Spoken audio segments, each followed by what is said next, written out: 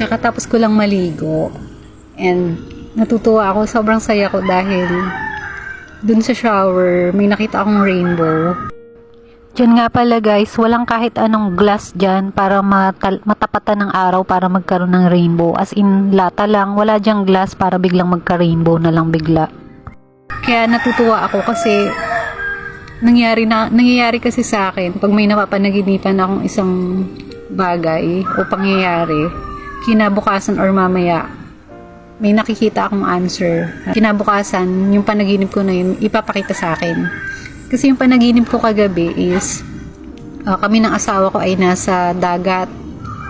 Low tide siya, kaya yung mga bato, nasa hibasanan kami, ang tawag sa amin.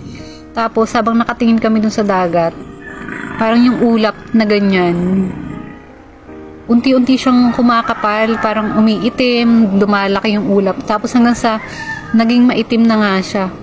Tapos, parang may mabubuo ng tornado. Sobrang itim ng ulap, tapos ang lawak. Tapos hanggang sa nakalapat na sa dagat yung black na ulap na makapal. Tapos yun may mga kidlat-kidlat na. Tapos maya-maya biglang mayroong parang may lumabas dun sa kadiliman ng ulap na yun. Parang may reflection ng isang malaking bahay or castle na ang daming pintuan. Tapos yung ano na yun, yung castle na yun is napapalibutan siya ng naiikutan siya ng rainbow. Yun yung nakita ko sa panaginip ko. Hindi ko dapat ito i-share kasi naisulat ko na siya dun sa dreams and visions ko na notebook. Dito. Itong notebook na to. Dito. Nagsusulat kasi ako dito. Yan. Nagsusulat ako dito ng dreams and visions ko. Yan. And then, yun nga, sa sobrang saya ko lang, kailangan ko pala siyang i-share. Kasi ganton, di ba nung nakita ko nga yung eksena na yun na may lumabas na castle, tapos may rainbow, ang next na nangyari doon is, biglang nakasama ko yung isa kong kapatid, yung sumunod sa akin, mas younger sa akin. Nawala yung asawa ko sa eksena, ganun naman yung panaginip, di ba, nagkakaroon ng transition.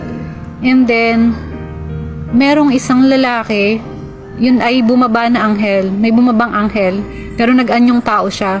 Tapos, ang sabi sa amin ng kapatid ko, sabi, yung mga bato na yan ay gagawin kong ginto. Sabi ganun. Kasi parang ibibigay sa amin yung treasure, yung ginto nga. Hindi yun, parang ginawa niyang ginto. Naging ginto yung mga yung mga bato. Hindi, itong kapatid ko, nagmamadali siya. Si Mary Jen, nagmamadali siya, hinahakot niya yung mga ginto. Hindi ko alam kung saan niya nilalagay, basta nagmamadali siyang kunin yung mga gold na yun. Ako naman, for some reason, nakatingin lang akong ganyan. Parang may malaking pwersa na nagpumipigil sa akin para makalapit ako doon. Pero sa isip ko, gusto ko din kumuha ng gold. Pero, yung desire ko naman is hindi ganun kalaki. Parang gusto ko lang, pero hindi ako para magmadaling kunin yun. Kasi, bukod sa may pwersa na pumipigil sa akin, talagang hindi naman ako ganun ka-interested. And then, lumipat kami dun sa kabilang area, napunta sa kabilang area kasi naubos na daw dun. Ngayon tong angel na to, sabi niya, sige gagawa ulit ako ng panibagong mga ginto. Tapos biglang kasama ko na yung anak ko na namatay, yung may heart disease na namatay. Yung 5 years old kong daughter. Karga ko siyang ganyan, tapos ang ginawa ng angel, yung may tubig na part na bato, may ginawa siya dong parang, alam yung panglagay sa ulo na ganun. Parang corona siya, pero kakaibang style ng corona. Ang itsura niya ay parang purong-puro na pilak, na puro kristal, parang puro mamahalin na bato yung ginawa ng angel. Tapos, ako sa isip ko, nakatingin ako ganyan, sabi ko, ang ganda naman nun, parang gusto ko. Tapos, ang ginawa ng angel, kinuha niya yung parang corona na yun. Tapos, inilagay sa ulo ng anak ko. Tapos, tiningnan ko yung anak ko, natuwa siya. Di parang masaya na din ako nung natuwa siya. Oh, bakit hindi niyo pa kinukuha ang ginto? Tapos sabi ng kapatid ko, oo nga pala, takbo na naman yung kapatid ko, hinakot na naman niya yung mga ginto na ganyan. Tapos ako, ganun pa rin, same situation na hindi pa rin ako lumalapit dun sa mga gold. Tapos, kinukuha lang siya ng kapatid ko, tapos parang sa isip ko, parang naiinggit ako, ganyan. Sabi ko, bakit di ko kinukuha? Bakit parang para sa kanya lang yun? Tapos sa isip ko, bakit ganito? Parang naiinggit ako dun sa kapatid kong yun. Tapos, yung boses ng isang lalaki, nagsalita siya, sabi niya, hayaan mo siya na lang ang kumuha, ganun. Eh di parang naiinggit ako, sabi ko, ba't kaya yung kapatid ko? Tapos, hanggang sa, sabi ko, may isang lalaki nagpa-autograph dun sa kapatid ko, yung ganyan. Kasi, alam mo yung nakapantit bra siya dun sa picture. Kasi parang fan na fan daw nung kapatid ko yun, ganyan. Tapos tong tatay ko at yung nanay ko, yung tatay ko at lola ko, nakita din yung nakapantit bra yung kapatid ko na yun, na halos hubad na. Parang ako yung nahiya para sa kapatid ko. Kasi imagine, tatay mo makikita ka, halos hubot-hubad ka na, parang ganun. So parang ako yung nahihiya para dun sa kapatid ko. Tapos parang nagkaroon ako ng mentality na, mas maganda ba sa akin tong kapatid ko na to? Bakit parang siya yung parang siya yung binibless or something? But parang yung para sa akin kinukuha niya? Yung ganun. Kasi di ba normal naman sa magkapatid yung magkainggitan. So may time na maiinggit ka pa rin, di ba? Normal naman sa tao yun. Tapos maya-maya, kinuha sa akin ng anghel, yung bata, yung anak ko, kinarga niya. Kasi alam niya din pala sa isip ko, nahihirapan na akong buhatin yung anak ko. Tapos alam niya din, kahit di ko sinasabi, na natatakot ako sa tahi ko. Kaya hindi ko binubuhat yung anak ko. Kaya kumbaga, hindi ako pwedeng mapagod. Binuhat niyang ganyan yung baby ko. Tapos maya-maya, yung kapatid kong babae na yun, si Mary Jane, inagaw daw dun sa anghel yung anak ko. Sabi, ay ako na po ang magbubuhat. Sabi ganun. Tapos sa isip ko na naman, hindi ko naman sinasabi dun sa angel. Sabi ko, ay nagpapanggap lang yan. Sabi ko, puro peke naman yung nandyan. Parang alam mo yun, yung sa panaginip ko, parang feeling ko nagpapanggap. Yung nang-judge ako, pero part kasi yun ng pagkainggit ko. So parang iniisip ko, yung pilik mata niyan, hindi nga yung totoo pinakabit niya lang yan. Mukha lang yung maganda pero hindi naman.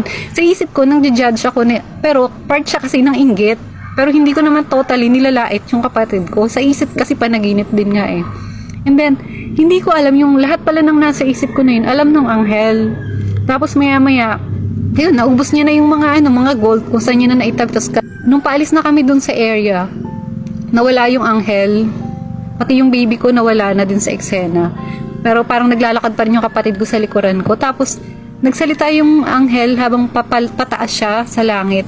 Sabi niya sa akin, ang sabi sa akin ng angel, sabi, ang kayamanan mo ay nasa langit. Sabi ganun sa akin. Tapos yun, okay, nag-iisip akong ganun.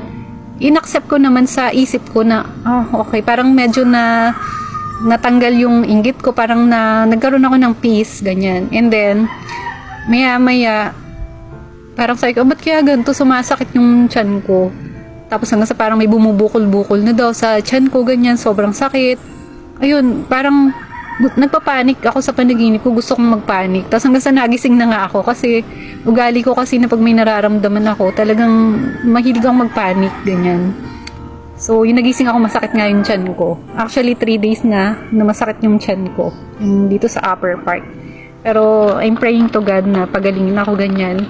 Ito yung difference ko ngayon, nung nakilala ko si Jesus Christ. Hindi na ako masyadong, kunwari, dati konting masakit lang, gusto ko tatakbong ospital. Ngayon, totally iniisip ko, baka gas lang to or something. Kumbaga, nag-a-ask ako ng healing kay God. So, parang may trust ako, napapagalingin niya ako. I really trust God, napapagalingin niya ako. Ano pa ba i-share ko? Yun nga, yung panaginip ko is, kung ano yung nakikita ko sa panaginip ko, nakikita ko siya kinabukasan.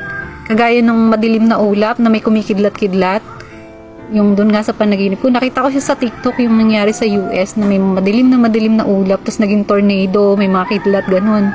And yung dati ko pang panaginip din pala, yung may nakita akong tumatawid na ahas, gumagapang na ganyan.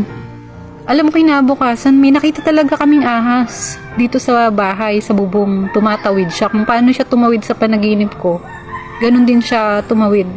Ang point ko dito is, may mga panaginip talaga ako na nangyayari kinabukasan. Talagang hindi siya imagination or ano.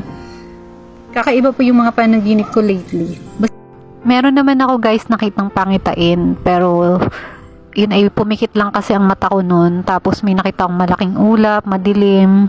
Yung para bang sa second coming ni Jesus Christ, yung parang rapture.